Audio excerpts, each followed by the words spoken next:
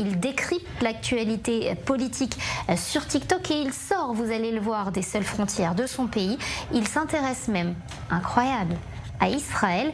Vous allez rencontrer Lucas Moulard de Lucas Talk Actu. Regardez d'abord ce qu'il fait.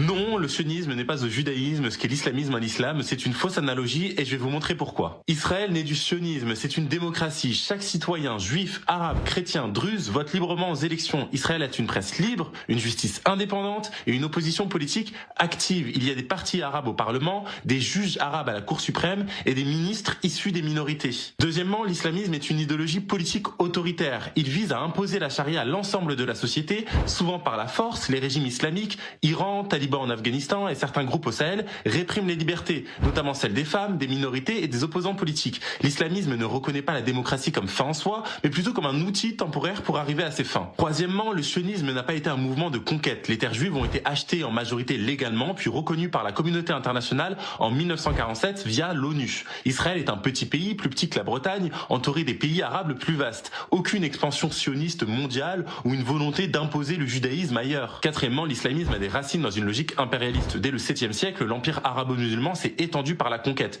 de l'Espagne jusqu'à l'Inde. Des pays comme l'Égypte, l'Algérie ou l'Iran avaient des civilisations pré-islamiques, mais ont été islamisées par la force ou par la pression politique et culturelle. Aujourd'hui encore, de nombreux régimes islamiques interdisent la conversion, restreignent les droits des minorités religieuses ou exportent leur idéologie. Critiquer Israël au nom de l'antisionisme tout en taisant les dictatures islamiques, c'est faire deux poids, deux mesures. Et souvent, c'est un vernis pour cacher un antisémitisme plus profond. Aujourd'hui, on parle des LGBT Free Palestine.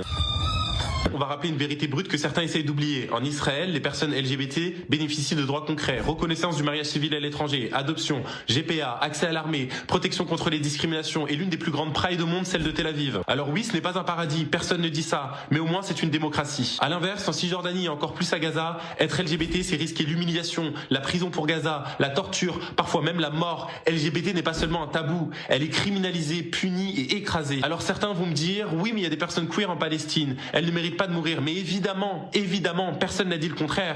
Personne ne vous dit de rester indifférent face aux morts civiles. Mais il y a une différence abyssale entre dénoncer des victimes innocentes et défiler à côté des islamistes, brandir les drapeaux, manifester à côté de ceux, s'ils étaient au pouvoir ici, vous arracherez vos droits sans la moindre hésitation. Et voilà, c'est clair, c'est du franc-parler. Lucas Moulard, bonsoir. Merci d'avoir accepté notre invitation envers et contre tout, parce qu'on imagine que c'est pas simple. Alors, votre cheval de bataille, on l'a compris, l'antisémitisme, la diabolisation d'Israël, l'absence de regard nuancé sur le conflit israélo-palestinien. C'est pour ça que vous avez envie de monter un projet, rassembler 10 000 euros. Vous avez déjà dépassé les 10 000 euros, mais on va voir quelle est la prochaine étape pour venir en Israël et, comme vous le dites, rétablir la vérité. Cette cagnotte, ce voyage, pourquoi? C'est quoi votre moteur? Vous venez quand? Alors, je viens quand? Le plus tôt possible. J'ai un peu sous-estimé l'organisation d'un reportage. Donc là, je suis en train de voir déjà d'avoir un maximum de témoignages. Le but, bien sûr, c'est de montrer, quand je dis rétablir la vérité, c'est de montrer ce que beaucoup de Français aujourd'hui, notamment chez les jeunes, ne voient pas en Israël. C'est un pays multiculturel, que les minorités ont leur place. J'ai fait ce constat-là en échangeant avec mon conjoint. On regardait une série à la télévision, en fait, qui parlait du conflit israélo-palestinien, notamment à Jérusalem. Et il ne s'était pas rendu compte, en fait, il pensait que les Juifs étaient traités de la même façon, par exemple, à Gaza, qu'un Palestinien en Israël. Et absolument pas.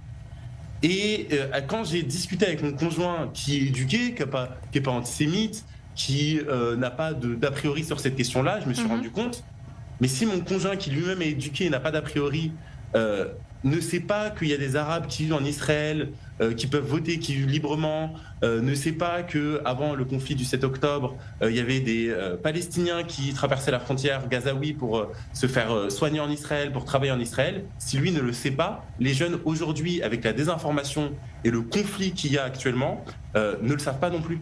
Et donc je me suis dit que créer un reportage pour montrer la réalité des civils en Israël, de montrer aussi que même s'il y a un dôme de fer, il y a des bunkers partout, que la population israélienne vit aussi la guerre, que contrairement à ce qu'on dit, parce qu'on m'accuse beaucoup de faire du pink watching, c'est-à-dire utiliser la cause LGBT pour défendre Israël, alors qu'absolument pas. En fait, je rétablis la vérité. Les LGBT, c'est le seul pays du Moyen-Orient, en Israël, où ils peuvent vivre librement. Quand je vois qu'on m'accuse, on me traite de complotiste, on me dit que c'est des mensonges, j'ai envie de faire ce reportage-là et montrer qu'au final, c'est vrai, les Arabes, les musulmans en Israël vivent librement, ils étudient, que les LGBT vivent librement, que la population israélienne vit aussi cette guerre et que ce conflit n'est pas aussi simple que ce qui est dit partout aujourd'hui dans les médias français. Je pense qu'il y a une désinformation sur Israël et sur comment vivent les Israéliens et je pense qu'il faut la rétablir. Surtout quand on voit la montée de l'antisémitisme aujourd'hui en France et partout en Europe, qui est extrêmement inquiétante. Alors moi, ce qui m'intéresse, Lucas, parmi tout ce que vous faites et cette volonté de rétablir un narratif juste, ce qui m'intéresse, c'est que vous vous définissez comme influenceur politique. C'est super intéressant. Moi, je connaissais pas ce concept d'influencer la politique, d'être comme on est influenceur de crème de jour ou d'habits ou de bijoux. Et ben, on peut être influenceur aussi de politique, mais là ici, avec cette démarche, vous vous mettez quand même beaucoup d'utilisateurs en porte-à-faux. Vous avez, je crois, 150 000 abonnés sur TikTok. J'imagine que les réactions doivent pas toujours être très agréables. Est-ce que vous recevez des menaces, des gens qui sont pas du tout de votre avis et qui vous le font savoir? Oui, c'est tous les jours des menaces de mort et des insultes. Ça c'est sûr, mais c'est. On les a tous. Je pense qu'il faut aussi traduire une pensée nuancée, en fait. Sur TikTok, notamment, on peut prendre l'exemple de TikTok, sur le conflit israélo-palestinien, personne sur TikTok d'engagé sur des questions politiques tient le discours que je dis. Et donc, si personne ne le fait, on laisse la place à la désinformation et ça, c'est pas possible. Exactement. Et donc, il faut bien que quelqu'un prenne le risque et fasse les choses. Et essaye aussi d'apporter une nuance chez les jeunes, parce qu'aujourd'hui, beaucoup de jeunes sont manipulés par beaucoup de propos qui sont fallacieux en fait sur ce conflit. Et Alexandra Sochfer, qui est en plateau ici, corrobore tout à fait vos propos. Lucas, entrer en politique, c'est une option, c'est quelque chose que vous avez envisagé, ou vous préférez regarder ça de loin et décrypter l'actualité politique plutôt que d'y entrer? Je sais pas, j'y réfléchis. Bien sûr, c'est une option. Après, il faut savoir que quand on fait de la politique politicienne, on a une liberté de penser, une liberté de donner son opinion qui est moins importante. Et moi, je suis quelqu'un qui aime bien dire ce que je pense. Je suis quelqu'un de très franc. Et donc, c'est vrai que s'engager... Alors, je suis proche des milieux politiques, je ne vais pas dire le contraire. Et si on fouille un peu, on peut le voir. Donc, je vais pas m'en cacher. Mais de là à faire de la politique demain, je ne sais pas. Mais je n'aimais pas l'éventualité dans le futur. Lucas, qu'est-ce qui vous pousse?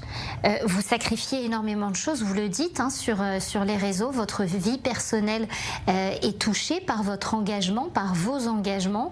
Vous vous mettez à nu souvent dans ces choix de montrer la vérité, ce que vous entendez montrer à vos followers.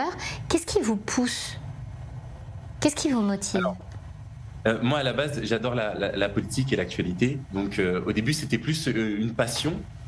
Une passion du débat, une passion de l'idée, une passion de l'interrogation, de l'échange, d'essayer de transmettre des idées avec les jeunes et d'échanger. À la base, mon engagement se traduisait plutôt de là-dessus.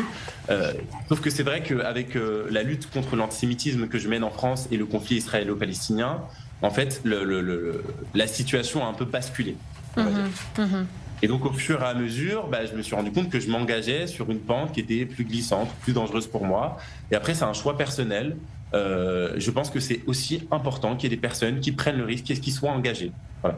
Surtout quand on voit, moi, quand j'ai des amis juifs, notamment à Paris, qui aujourd'hui, et partout en France d'ailleurs, parfois arrêtent leurs études à l'université ou les finissent à la maison parce qu'ils sont pris pour cible en France.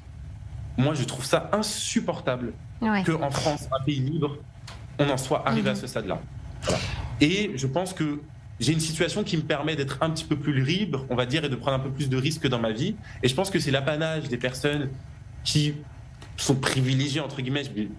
Merci Lucas, mais on comprend que ce privilège, vous l'utilisez à d'autres fins et on sera heureux de vous recevoir quand vous viendrez en Israël. Donc, une fois que ce voyage sera organisé,